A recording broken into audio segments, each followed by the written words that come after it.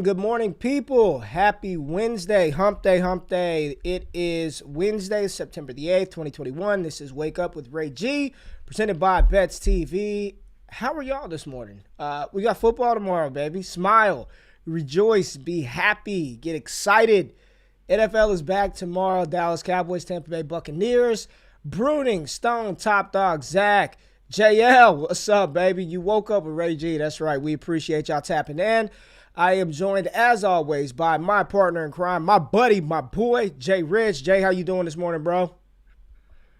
I'm great. You know, we got football tomorrow, but there's always money to be made today. And so that's why I'm here to tell you guys about Drafters. Go to drafters.com. Go join their best ball. It's $11. It needs to fill in the next 36 hours. They have 6,500 spots filled of 10,000.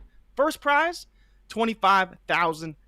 So go to drafters.com right now. Promo code BETSTV for a 25% deposit match. Yeah, you could turn $11 into $25,000. And right now, if you were to join, you have about a 22% chance of winning. Even if you tank your draft, you still have a 22% chance.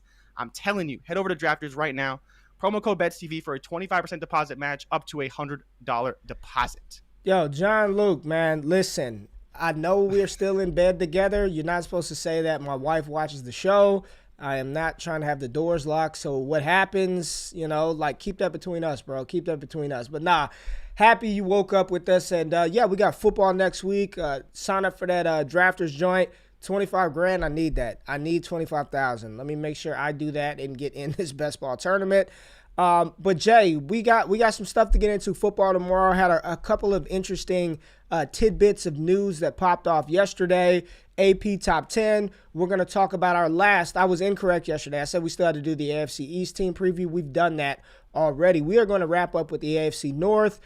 Take a look at some adjustments to the Offensive Rookie of the Year pricings, according to DraftKings.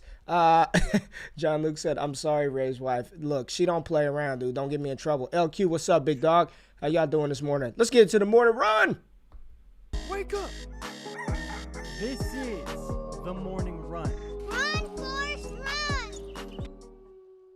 All right, so quick reminder out there to everybody who participates or is participating in the Scott Fish Bowl, get your waiver claims in today. Get your waiver claims in today. I know you haven't checked those teams in a long time. Shout out to Scott Fish, but waivers do run today, so make sure you do that. But Latavius Murray was cut by the New Orleans Saints after he was asked to take a pay cut, and he said, hell no, I'm not taking a pay cut. They cut him go, but, they let him go. But honestly, Tony Jones, the second-year player out of Notre Dame, he looked like the better running back the entire preseason, and I think there was a lot of rumbling and a lot of smoke about him seizing that number 2 role, which in New Orleans, it's not like a true backup role. I think they utilize those 2 running backs, Alvin Kamara and whoever the number 2 is, in a true tandem, right? Thunder and lightning. AK-41 is going to be the lead dog, but Tony Jones, I like his potential standalone value, especially if he can carve out a role where he gets, 8 carries a game, something like that, 8 carries, maybe catches a pass or 2 out of the backfield, potentially in a position to score a touchdown, even though we saw Alvin Kamara be super efficient when he's down there in the red zone, so I don't know how much they're going to take him off of the field once they get inside the 5-yard line. But Tony Jones Jr., you got any interest in picking up Tony Jones, Jay? Absolutely. Yeah. Tony Jones, people talk about these handcuff running backs in fantasy football. You need to get the running backs that actually have true upside, like Latavius Murray has had games with Alvin Kamara where he's been great. You're looking at a guy who could see upwards of 200 opportunities this season. That's rushes plus targets. Latavius Murray the past 2 seasons has had 160 carries. I would take that in the Saints offense. So you think about Tony Jones, if he's on your waivers, if you want to take him with your last pick in best ball or whatever, he's going to see the opportunity. Before we weren't sure and we were saying, maybe you should go pick him up. Now it's pretty much guaranteed he's going to be the backup to Alvin Kamara and he's going to see a lot of work in that offense. Yeah, I was pretty sure. I mean, he looked better, man. Latavius Murray is old. He's not the same cat that he was when he played with the Oakland Raiders or even when he played with the Minnesota Vikings. So I think it's a sound pickup. Go get Tony Jones Jr. You want to add him, and if you're in a best ball league with me or a dynasty league or a redraft league, you're not gonna catch him at the end because I'm gonna take him a couple of rounds before that because I think the kid does have some standalone value. Now, the corpse of Le'Veon Bell is back. He is back in the NFL. Good for rapping Le'Veon Bell. I did not want to pay money to see his musical tour, his rap tour, so I'm glad he's back on the football field and not making music. But he signed with the Baltimore Ravens after they had a couple of other backs work out with the team, signed with the practice squad. Fully expect him to make that 53 and be the third rusher on that team. You know, Tyson Williams, Gus Edwards, no J.K. Dobbins. Do we really care that Le'Veon Bell was signed by Baltimore? Are we really? I'm seeing people. I saw somebody tweet something outlandish yesterday. They said Le'Veon Bell in the last round of your drafts is how you win fantasy leagues. What? Like, no. At this point, people just say anything to say it, man. No, Le'Veon Bell is not how you win. That is completely the opposite. That is how you lose, wasting a pick on Le'Veon Bell. I do not care that he signed in Baltimore. I didn't check the waiver wire. I'll let all my league mates go ahead and take some Le'Veon Bell. I don't think he cuts into Gus. You never know what these coaches will do, but in my opinion, in my humble opinion, he's cooked, man. I'm not picking him up. I'm not adjusting anything for Gus Edwards. If anything, if signing Le'Veon Bell dropped Gus Edwards' total season rushing yard prop line, I would go smash that right now. If you get any bit of a price discount on Gus Edwards and his rushing yard totals for the season because of Le'Veon Bell, give me that right now. Let me go put money on that right now, like right now. So I don't care. It's going to be Tyson. It's going to be Gus Edwards. What do you think, Jay? Yeah, I think you nailed it. And like Stone said in the comments, it was a league-winning move in 2014 because that's how long it's been for Le'Veon Bell, it seems. And it's just not going to matter anymore. And if, like you said, even for me, Tyson and Gus, they're solidified now. And I would not be shocked at all if Baltimore does decide to bring another guy in because they do need someone who will be effective. They do run the ball about 600 times a year. Lamar will probably see about 150 of those, but they need those other backs to fill that other 450. I don't necessarily believe that Gus and Tyson can do that, but I don't really think you want to trot Bell out there either. Maybe he could pass protect a little bit. Maybe he could run the ball, for -2 yards every play. I'm not expecting him to be a factor in this offense at all, and it really just does solidify those top two backs for me in this offense. Now, we also heard Chris Godwin potentially out for Thursday. Yeah. This is exactly what I did not need. I don't need this, but he's potentially out for tomorrow. Popped up on the injury report with a quad issue. We probably won't know the status until right before kickoff or, leading up to kickoff. And my thought is if you have him in your flex spot now, get him out ASAP. Put, just a friendly reminder every year in fantasy. These early games, these Thursday games, once we get to Saturday, move all those players that are playing early out of your flex spot and put them into an actual position. So put Chris Godwin in the wide receiver position. That way you have the flexibility in the flex spot later on. But so get him out of your flex now, put him as a wide receiver, and then monitor that situation closely. If Chris Godwin does not play, who takes over that role if Godwin's not there? Would it be Tyler Johnson that steps into that spot? And would you have any confidence in playing Tyler Johnson, or would it just be a combination of the tight ends, all Antonio Brown, all Mike Evans? I honestly think the targets would funnel up. I would be more inclined to go after AB and Mike Evans than to go after Tyler Johnson. Tyler Johnson is a great talent, but I don't think we see more of him. I actually think we'd see more of Scotty Miller, to be honest. I think Miller could then move into the slot. We know AB could play outside, and I believe Bruce Arians had a quote yesterday saying AB looks like the AB of 4 to 5 years ago, not a year or two ago when we weren't sure where he was going to end up. So I just don't necessarily think Tyler Johnson's going to get that opportunity, but that's just my take on it. I think I'd be more inclined to take maybe a shot on Scotty Miller if you were desperate, but more so take Mike Evans. Take AB, who's already, really, really highly regarded right now, and people think he's going to have a great, great season.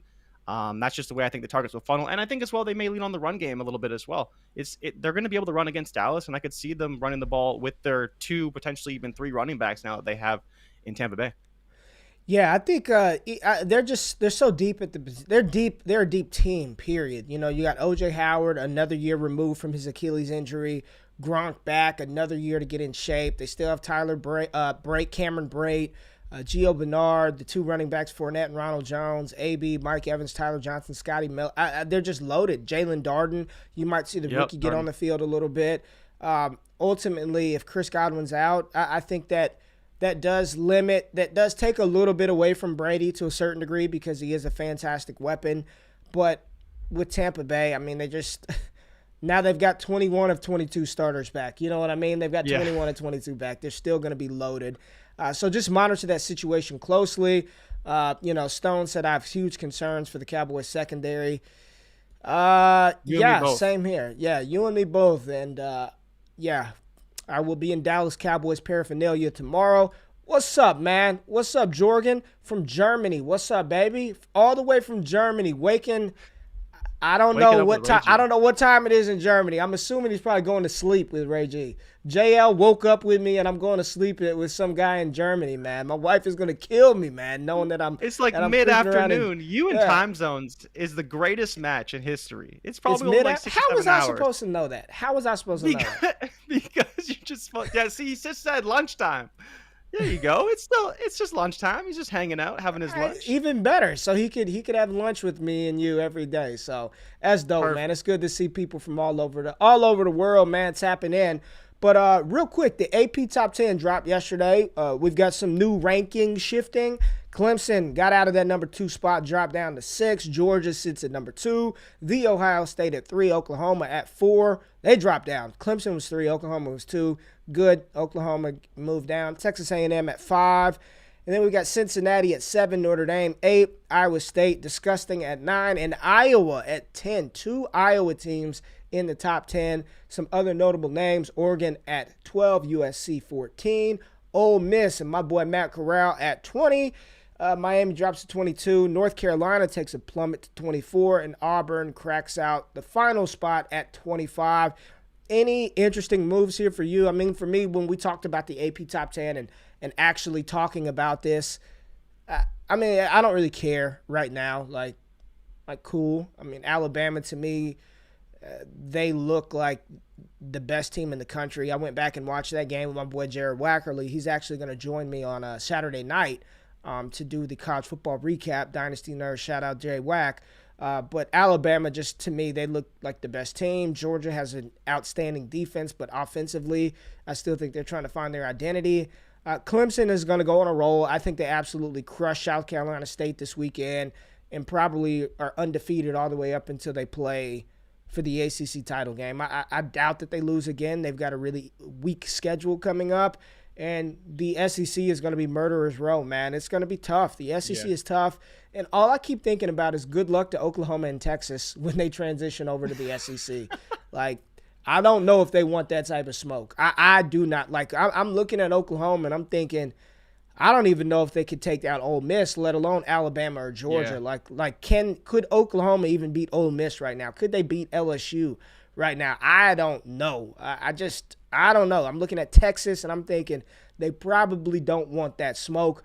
But that's the AP Top 10. We got some good matchups this weekend. We'll get into those a little bit later in the week. But let's beat the rush and get into the AFC North preview.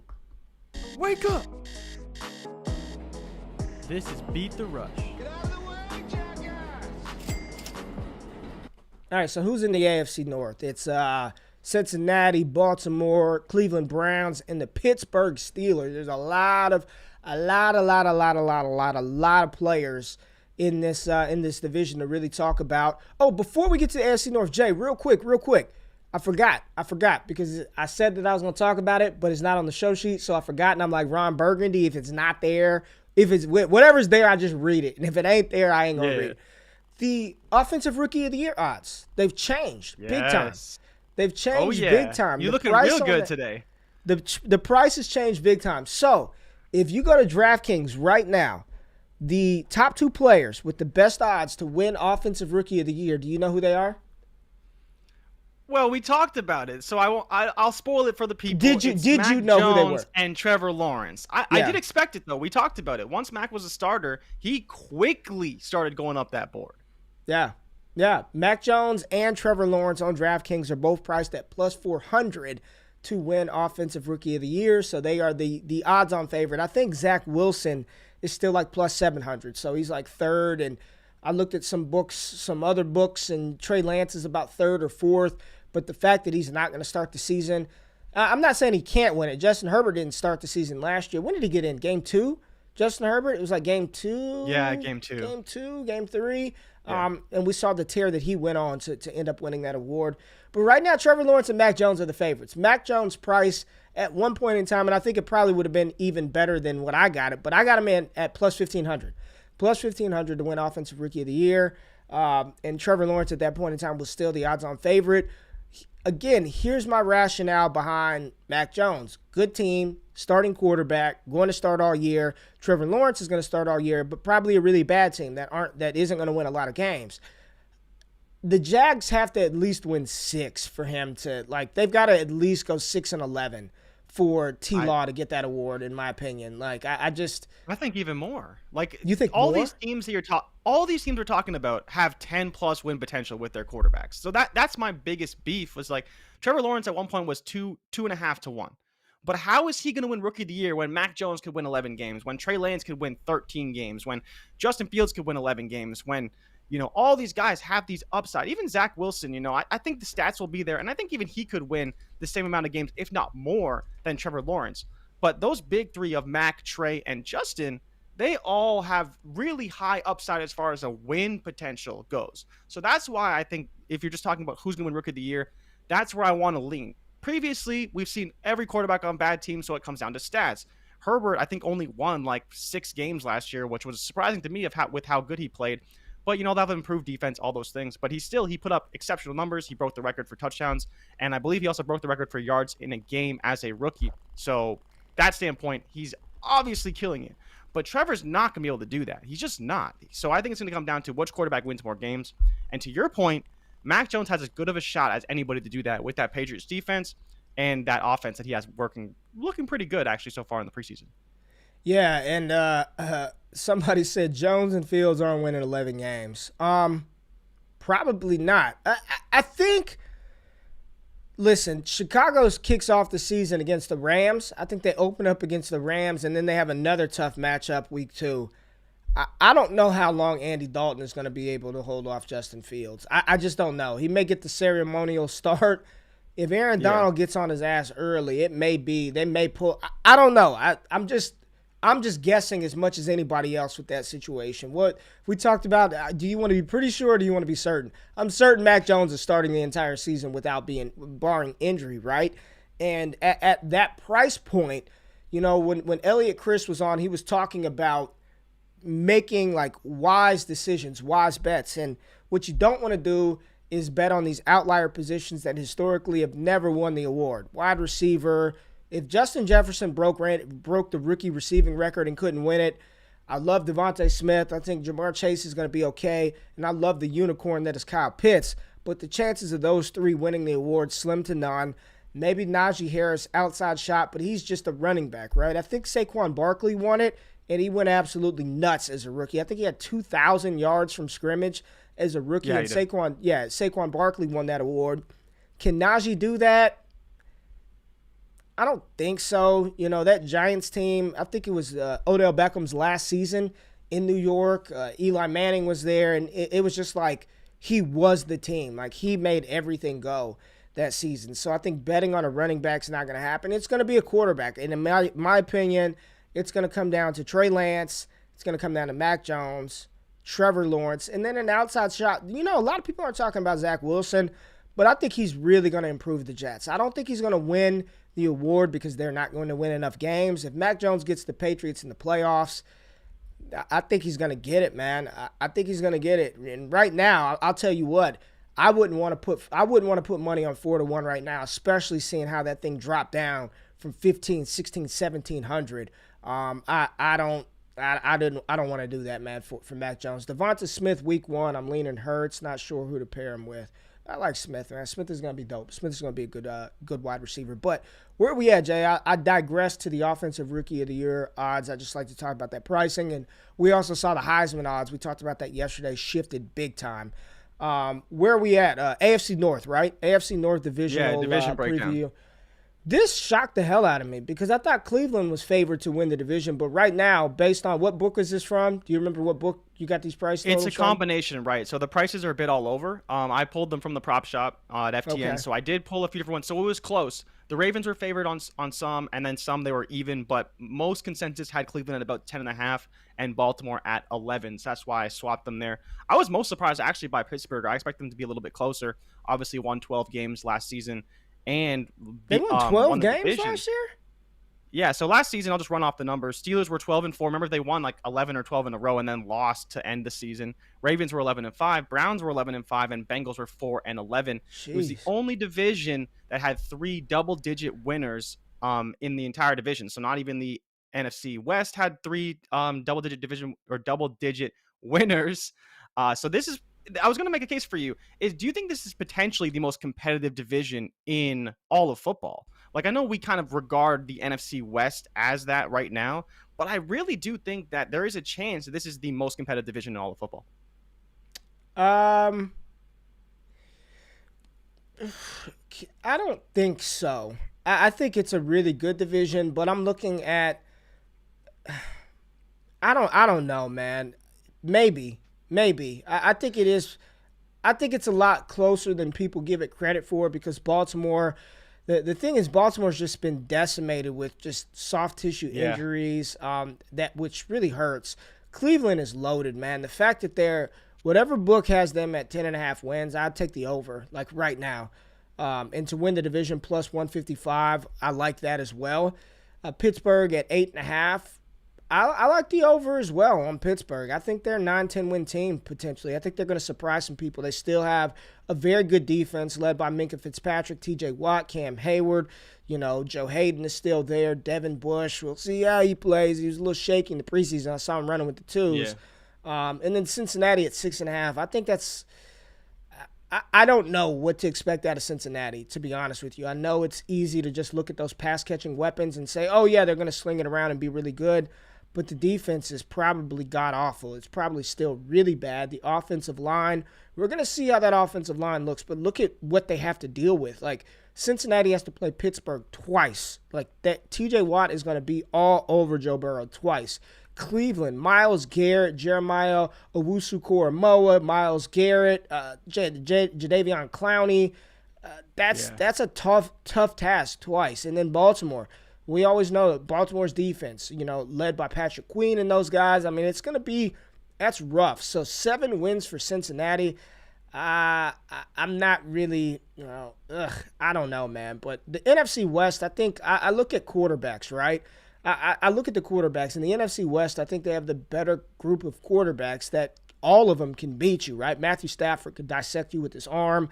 Kyler can get you with his arm or leg. Russell Wilson, same way. And then San Francisco, whether it's Jimmy Garoppolo getting the ball to Kittle, Ayuk and those boys, or Trey Lance and his dual threat capability, I still think that's the most competitive division from top to bottom because the quarterback play, I have a little stronger conviction and belief in the quarterbacks of the NFC West. But this is going to be interesting with this NFC North, man. Yeah, and so that's where I think you're right when you talk about Cincinnati. Cincinnati at 6.5 seemed too high to me, and it was even plus odds to go lower. So I'd be interested to take that. I think they do hit around that 6-win mark. They could go over, but I think it would come at the expense of one of those other teams like we're talking about. So I just don't really see that happening. And there was the mention of TJ Watt's contract extension in the comments, and I saw today that they're having trouble with guaranteed money, but I don't know if there was actually concerns over holding out. I'm not sure if you saw that or not. I fully expect him to play. He is hoping for the extension before the season, but we see that a lot, and so I don't expect him to hold out though. So I think he'll be fine, ready to go for week 1. But Baltimore is so intriguing because I don't think that they are a much worse team, but they are definitely on the brink. But I've always viewed them as Lamar Jackson and that's it. When he was at Louisville, now he's in Baltimore. I view it the same. They're going to go as far as he's going to take them, for better or worse. And I just think that's the team that they've thrown together. You know, they have a great defense, but the offense, you know, they tried to improve it. Bateman's hurt, and I think Hollywood is slowly coming back. Mark Andrews is there. J.K. Dobbins out for the year. You know, you can't do anything about that. But I don't think they ever had enough to really say that they're bringing Lamar Jackson, you know, with them. They're helping him out to a tremendous degree. I think it's going to be all on Lamar Jackson either way. But I do think they can get 11 wins. I do think that's very possible. And that's why I don't love the over, but I don't think it's an unrealistic number. But I'm with you that Cleveland should probably be the favorites to win this division. Now, I did want to ask you about this week 1 matchup where the Browns are going to Kansas City to play Patrick Mahomes and the Chiefs. Do you think that Baker can hit over this 257.5 number, minus 114, I believe it was on FanDuel? At FTN, our projections for week 1 are up. So if you are an FTN subscriber, go check that out. If you're not, use promo code WAKEUP for 20% off any subscription across the entire network. But Jeff Ratcliffe has Baker at 257 passing yards, and I think he could easily go over that number because they're going to be playing catch up against the Chiefs. Yeah, I like the over on this one. I think so as well. And while I want to say, that Cleveland will just pound the ball and grind out running plays, I don't know if they'll have that luxury to do that. You know, Kansas City's going to put up points regardless. I don't care how they looked in the preseason. They're going to put up points. And I also think this is a big year for Baker Mayfield. I've looked at a lot of big media outlets talking about, like, this is the most pressure on quarterbacks. And I'm seeing, like, Baker, Tua, Lamar Jackson sort of in this range for the quarterbacks with the most pressure this season. Kind of weird to me that Tua's on there after one season, but neither here nor there. They're going to have to throw the ball, and I think Baker is really going to show this season why he was the number 1 overall pick. While I don't think he's an elite quarterback in the league, I'm not going to put him in that category of, you know, the Herberts, the Mahomes, the Josh Allens. I do think with more consistency and continuity from his coaching staff, I think Baker's had a different OC like every year. Like, this is the first year of his career where he's had the same offensive coordinator back-to-back seasons, first season of his career. So with the continuity of the offense, they probably have the best offensive line in football. I think this is going to bode well for Baker Mayfield. I'm a lot more bullish on Baker than a lot of people. So 257.5, I like the over in that one as well. I can see this being and it wouldn't shock me if Cleveland pulled off the win. It would not shock me. Defensively, they are loaded defensively, absolutely stacked. I wouldn't be shocked if they pulled off an upset week 1. I do have Cleveland playing for the AFC West championship this season for potential to go to Super Bowl. And we'll kind of talk about our favorite picks tomorrow before the season starts. Or we'll maybe do it Friday. We'll save it for Friday for our picks. But I do have Cleveland playing in the AFC West title game. So I think there's a good chance that he can pull off the upset this Sunday. But you went into the quarterback, so let's just dive in to the quarterbacks right now. The AFC North quarterbacks, their regular season passing yard totals over under. Lamar Jackson, wow, 3350. That's 3350. That's what the odds makers have Lamar Jackson's passing yard number set at. Baker Mayfield 3950.5, Big Ben 3900.5, and Joe Burrow 4200.5. What sticks out to you?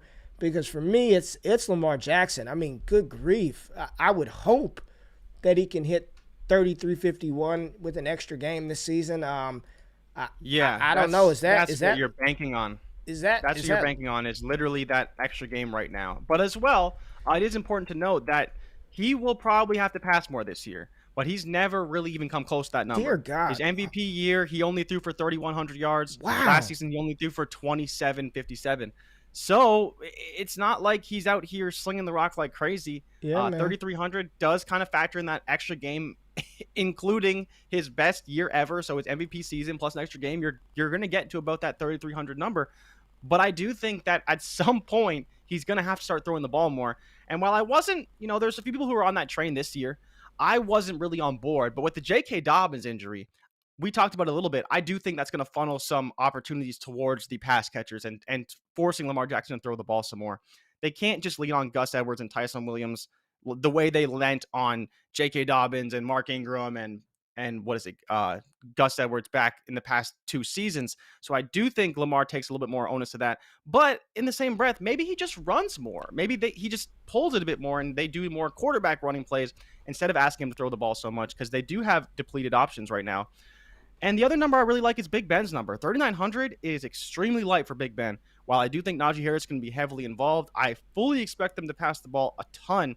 And with that extra game, I think Ben easily goes over that number and sails over 4,000 super, super easily.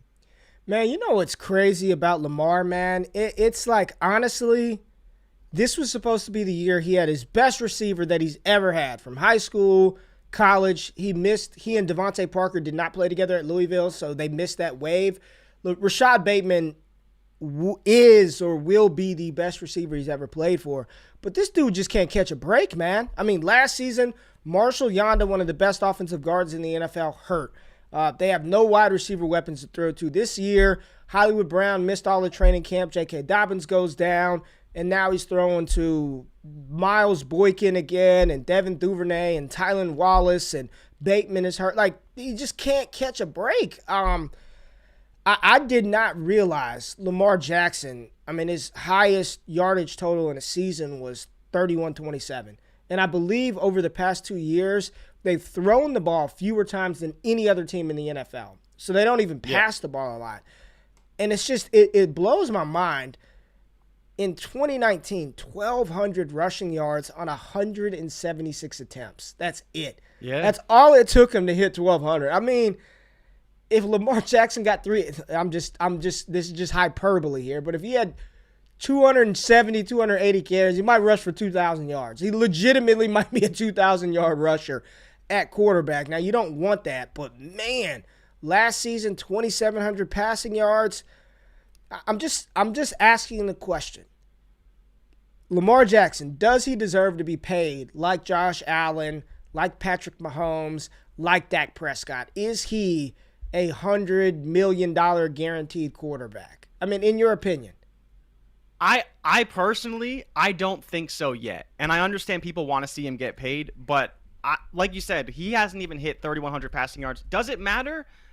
Not really, but when you just talk about the position itself, he does put himself in a lot of danger, but to be fair, the team puts him in that danger as well. They're the ones designing the quarterback runs.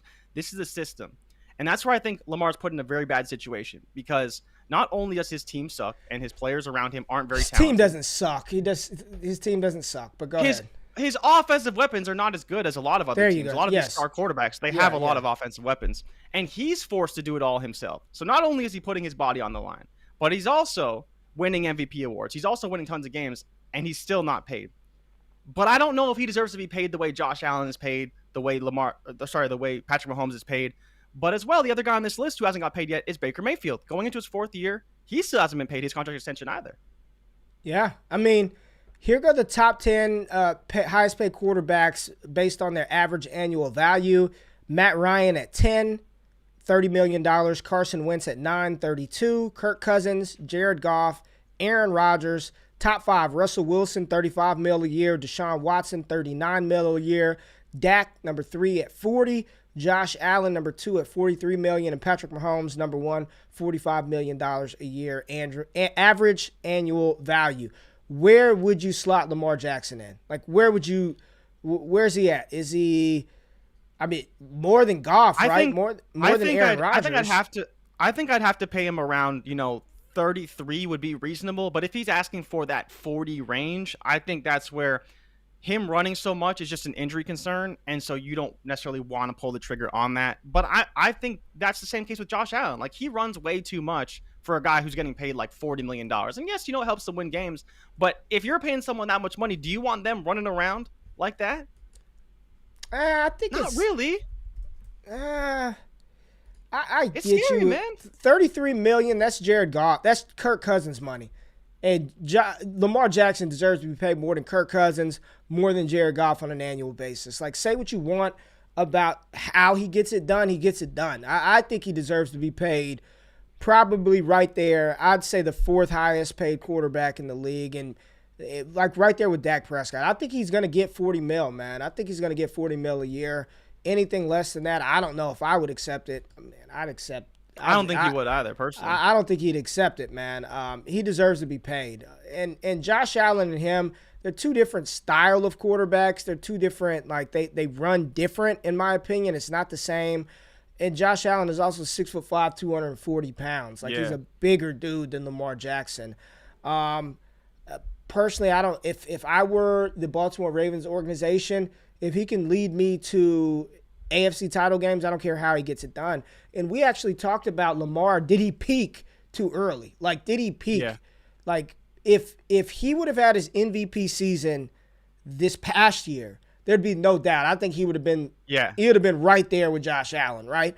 But it seems like years ago he was the NFL MVP. It's like understand he did that in his second season. So I think he deserves to be paid $40 million a year.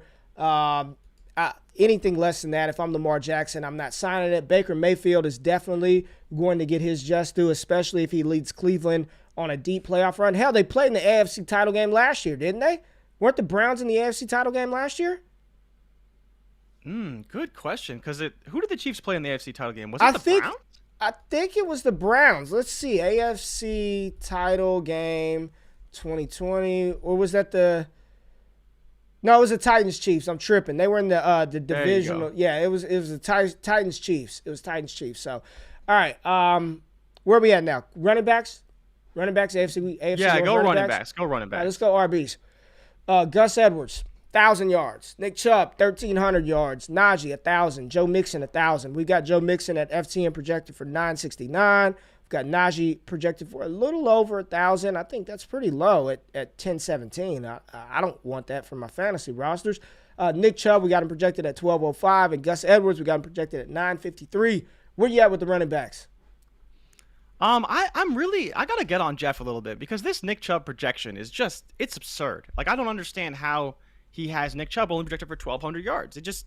I get the books want him for 1,300, and I understand that Nick Chubb has probably one of the highest ceilings behind Derrick Henry, maybe Dalvin Cook. But I can't fathom how this number is only 1,300, even on the books, and I can't imagine how Jeff got to 1,200. Maybe he's seeing more in the passing game, like he did have Baker for over 4,000 yards. But even still, like, Kareem Hunt's not going to take that many carries away. And Nick Chubb led the league in yards after contact last season at 4.06 over Derrick Henry and over every other back in the league. So I'm not really sure how this is going to work out. Nick Chubb's a 300-carry guy. He's a bowling ball. He's a beast. They're going to feed him the rock all game, every game. So, I think he really needs to be viewed in that Derrick Henry type of role. He's maybe not going to get 380 carries, but he could easily get 280 to 320 carries, especially in this lengthened season, and go way past that number of 1,300. Yo, I was wrong. It was Bills Chiefs. I was tripping. It was Bills. I was looking at 2020. I forgot it was 2021. It was Bills Chiefs. Go ahead. I just had to Josh Allen. I just had to correct myself. It was Bills Chiefs. But yeah, Nick Chubb. Okay, I got a couple of things right here. Najee Harris, rushing yard total 1,000 yards. You know what his receiving yard totals are? Over under. For Najee? Yeah. Do you know? I'll say 450. 375.5. So right now, like, just Najee Harris only 1,300 yards total. I think that's low, period, man. I've got Najee well over 1,000 yards rushing, and I think he's going to be over I think he's about a 400-yard, receiving running back this season. They're going to utilize him just like Le'Veon Bell. If there's a prop bet for most total touches on the season, I think Najee Harris is going to be right up there with the most in the NFL. Gus Edwards, Nick Chubb. I would take the over on Nick Chubb, dude. 1,300. I think he's outside of Derrick Henry. I think Derrick Henry, Dalvin Cook, Nick Chubb, those are going to be the leading rushers in the NFL this season. Flip a coin. I put my money on the King Henry, to do it again. Third season in a row. But I like Najee's over. I like Nick Chubb's over. I probably would stay away from Gus Edwards. Even though that would be really impressive if he had 1,000 rushing yards. I think that'd be super impressive for a player like Gus Edwards. Joe Mixon, I have absolutely no clue what to do with. Like, no clue. Yeah. He's so talented and so young. He should easily rush for 1,000. Like, just for a second, think about 1,000, bro. Like, that's it. Like, a running back hits 1,000 yards, you don't even care. You're like, okay, he rushed for 1,000, big deal. Mixon should be able to hit 1,000 with ease, right? Yeah, and that's what's crazy is that people talk about Joe Mixon. He's polarizing in the community, man. Some people love Joe Mixon. Some people hate him. They say, oh, he can't even get over 300 receiving yards. He's no good. But when you talk about rushing, he should be able to see, like, if he doesn't see 280 to 300 carries this year, he's just one of the most misused players in the entire NFL. Because coming out of Oklahoma, even though he was Samaje Perine's backup, he was clearly the better running back in that offense. It wasn't even close. And to see him now kind of, he's almost like Josh Jacobs before Josh Jacobs, where we thought he'll be a great pass catching back. He can catch the ball in the backfield, all the stuff, run all the routes. And he's just not being used in the passing game. But when you talk about the rushing, 1,000 yards, smash it. Smash it, smash it, smash it, smash it, smash it. He could easily hit 1,200, even 1,300. But I think to your point that you made earlier, the Bengals will probably throw the ball a lot to those pass catchers, and so that may limit some of his upside, but they still have to run the ball or they're not going to win games, and that will pretty much entirely fall on the shoulders of Joe Mixon. This is going to be fun this season because I'm just looking at Najee Harris's opening game lines, right? Rushing yards versus Buffalo, over under 56.5 rushing yards for Najee versus Buffalo, week 1. 56.5. 56 rushing yards. Come on, man. It's low, but I think that Buffalo defense is good, though. Like, I could see him getting more receiving yards than rushing yards in that game. Okay, so his total rushing and receiving yards week 1 versus Buffalo, I'm just making for anybody who may be jumping in late, 82.5 total. 82.5 yards for Najee Harris. I'm fine with the over on that. The rushing is iffy. You can get plus odds for him to score a touchdown. PointsBet plus 110, FanDuel plus 105 to just score a touchdown. This is going to be fun projected weekly. 82 yards for Najee. If I'm drafting him in second rounds of seasonal leagues, he better get over 82 damn yards rushing. And I'm taking the over. Maybe I am off here. And listen, the odds makers know what they're doing. 82 yards for Harris in week 1. Come on, bro. Like, he's got to be able to. Maybe not. Shit. Maybe not. Maybe we don't know what the hell we're doing. But let's. Where are we at? Did we finish with the running backs? Is there anything else? I don't even know what you said because I was looking at Najee Harris's week 1 props. No, we good. You were going on. Go to the wide receivers now. But you were talking about Joe Mixon. Joe Mixon. Yeah. Yeah, I have no thoughts. How I'm bullish on the over. You're bullish on the over. Okay, there we go. I got the cliff notes. You're bullish on the over. I listened to nothing. Wide receivers. AFC North wide receivers on the first graphic we have here. I'm glad you didn't put alphas and betas. We got destroyed on YouTube for calling Cortland Sutton a beta. It was just a joke, but we got destroyed. Rashad Bateman, Odell Beckham Jr., Deontay Johnson, and T. Higgins. Rashad Bateman over under 600 yards. OBJ 925.5. Deontay 950.5. And then T. Higgins 1,000 yards. Oh, I can't mess with Shotty B. I can't mess with Rashad Bateman because I just don't know when he's coming back. I have no clue. OBJ 925.5 seems super low for Odell, but I mean, that's probably right. We got him projected at FTM for 862. Deontay, I know you got something to say about your guy. This is your boy, 950.5. And then Big T. Higgins, 1,000 yards. I do think T. Higgins leads Cincinnati in receiving this season. I know long-term in Dynasty, maybe Jamar Chase is the wide receiver you want. Maybe. I'm not so sure about that either. But I do like T. Higgins to go for over 1,000 yards in his second season. And I think Deontay Johnson is a 1,000-yard receiver as well. I think he gets over 1,000 this year.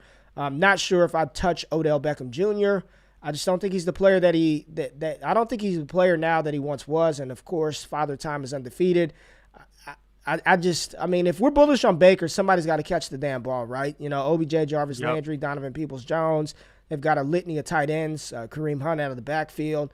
What do you like here? Which one of these lines do you like the most?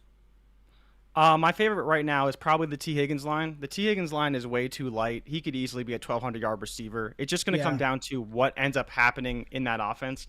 I think we've already seen that Chase probably won't see the work early.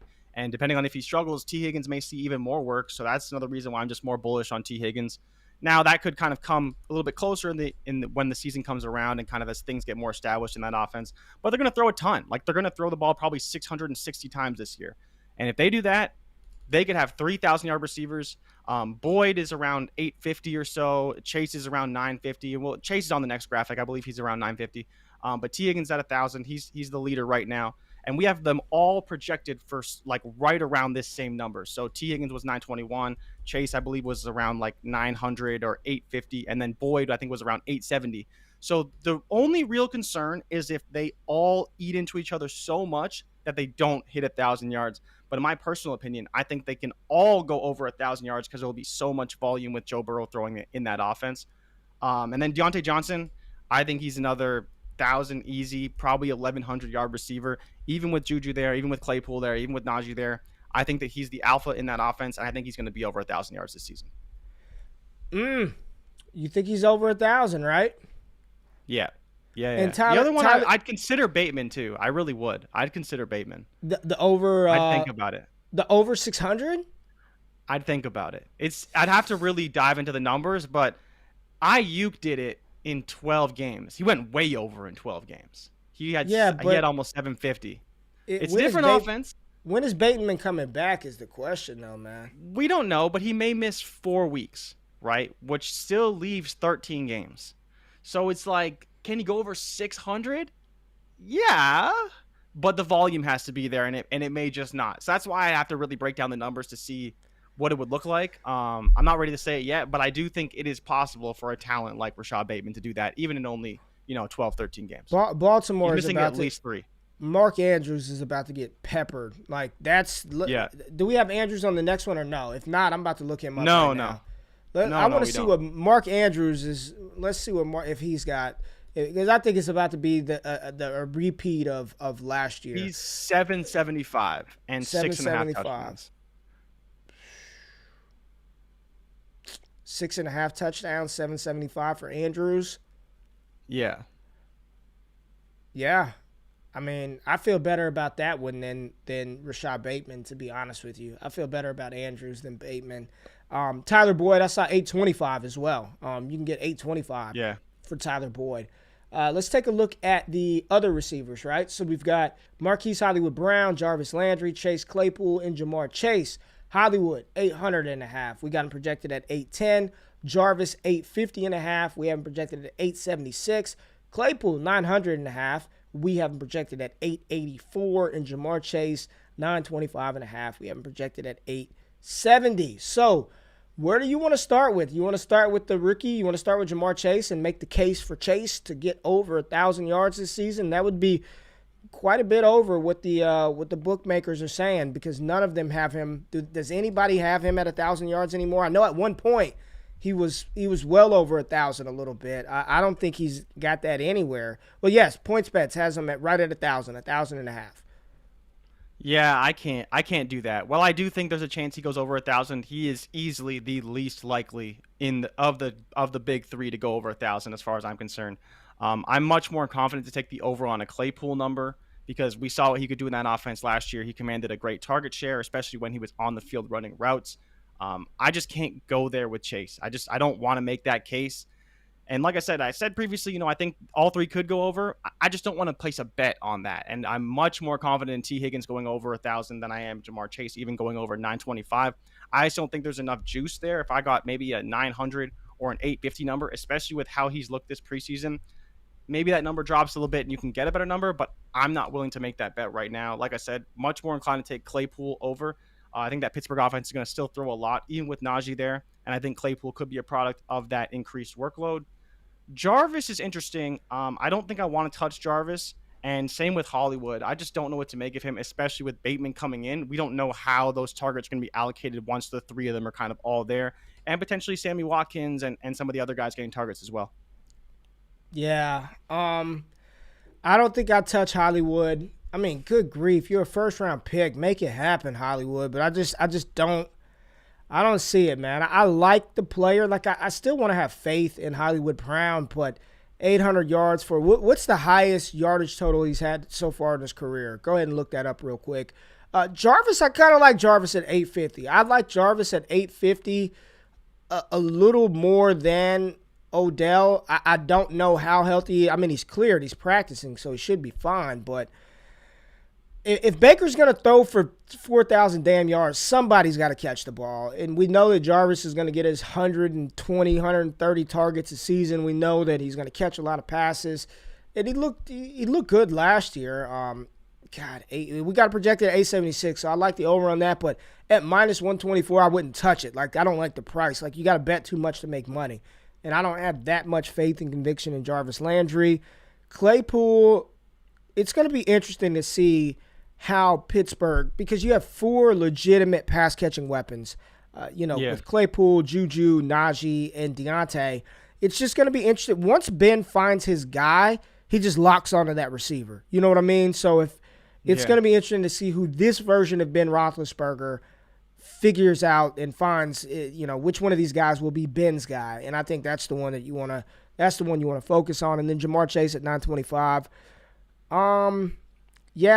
I think I'm just more confident in T. Higgins, and I also like Tyler Boyd at 825. If you can get Tyler Boyd over 825 yards, that just seems like a Tyler Boyd number, right? That's sort of where Tyler Boyd is, 800, 900, maybe 1,000 yards. Jamar Chase is going to be fine long term. This season, he's still a rookie wide receiver, and he's not the top dog in Cincinnati. Say what you want about the connection with Joe Burrow. I don't think he's going to be schemed as the number one option. I think that's going to be T. Higgins. And Jamar Chase will probably fall in line right after that in combination in tandem with Tyler Boyd. So did you look up Hollywood stuff? Yeah, so his highest total so far on 100 targets was 769 yards, and that was playing a full season. Now, I think he was banged up a little bit throughout last year, but he did play every game, and he maxed out at 769. So maybe if you project that a little bit further, you can get to that 800 number, but it's tight, and it would require, him probably still being a top 2 option in that offense. And if Bateman comes back and he commands the target share I think we all expect him to, it's not looking good for Hollywood to hit a number of 800. It's just not. Yeah, man. What I'm really excited about is these individual game props. And I can't wait to get into some of this for the Cowboys tomorrow, because I'm just taking a look at CeeDee Lamb's numbers for the game tomorrow. And I'm like, 5.5 receptions. Over. Well, look right now, you can get plus odds on over 5.5 receptions. Like CeeDee Lamb getting 6 catches. I think Dallas probably will be down. So I'm at plus odds, plus 125. CeeDee Lamb, 6 catches. Yards, 61.5 for CeeDee Lamb. Who's he going to go up against? I mean, it's reasonable. It's not like it's ridiculous, right? It's one of those hard things, man, being fans. It's like we know how good these players are. We know that CeeDee Lamb's a walk-in 110 receptions. But even in this matchup, how do we justify it, and where do those yards go? And it's a whole big thing, because I want to smash overs week 1. We're gonna put some bets in live tomorrow. We're gonna do a couple of these because I like some of these plus odds for and I'm just looking at Lamb. We'll take a look at the notable players and talk about that tomorrow, and we will be tracking our victories and our losses, so we can just accountability, man. We're transparent here.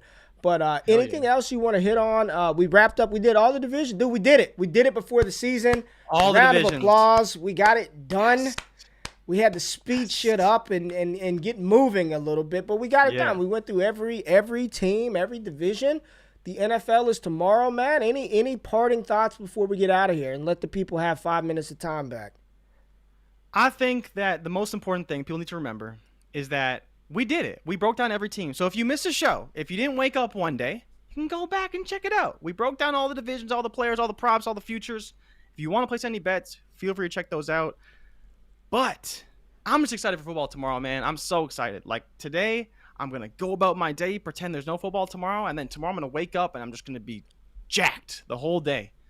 Scott Fish Bowl waivers are rolling through. I'm pumped for that to see who I get and who I don't get, how much fab I lose, but man, I'm pumped. It's going to be a fun day tomorrow. So let me give you some advice, man. Let me give you some advice. When somebody asks you if you have nothing of substance, just don't say anything. Be like, nope, I'm good. Hey. It's a good show, because that long-winded soliloquy just to say that you're excited for football, that's all you had to say. You could have been real succinct. You took a minute of time away from the people. I'm sorry. I have nothing else to say except thank you. Jordan and I are happy that you wake up with us every day. Tell your friends, tell your mom, tell your dad. Join in. Wake up. Subscribe to Bets TV YouTube. Subscribe to Ray GQ YouTube. Subscribe to the podcast. Stay tapped in on Twitter, social media. We're always posting stuff, and we love the engagement. Somebody asked about the Michigan helmet. We're going to give that away. When do you want to give it away? Let's give it away at the end of the Friday show. You want to give it away? What was the contest? I don't even know what the contest. We were supposed to leave reviews, and they're supposed to get back to us. I got anybody a couple reviews in my DMs? I got one for sure that was sent to me, but no one sent anything in. Maybe we have to just reject the contest a little bit. Nope. Whoever followed the instructions will get the helmet. That's what we're not gonna redo shit. Like, we told people what to do. We told them what the contest was. If they didn't want to leave a rating or review, I guess they didn't want the Michigan helmet. And quite frankly, I don't blame them. I wouldn't want it either. I don't even want to have to pay to send this off. So I'm going to holler at Kevin to get a stipend to mail this damn thing off. Top Dog said, give it to a homeless man. What a crap contest. What a shitty contest we're running for the first one on the show, giving away a Michigan helmet. And all the comments said, nobody wants it, Ray. Get out of here. But, all right, we out, man. We're done. Football tomorrow. We're gonna talk player props from the Cowboys Bucks games. No more team previews. A little college football. I'm in Michigan. Oh my God. Y'all are wild, man. We're done. We're gonna give the helmet away to one of y'all scrubs on Friday, man. We love y'all. Stay tapped in. We out. Peace.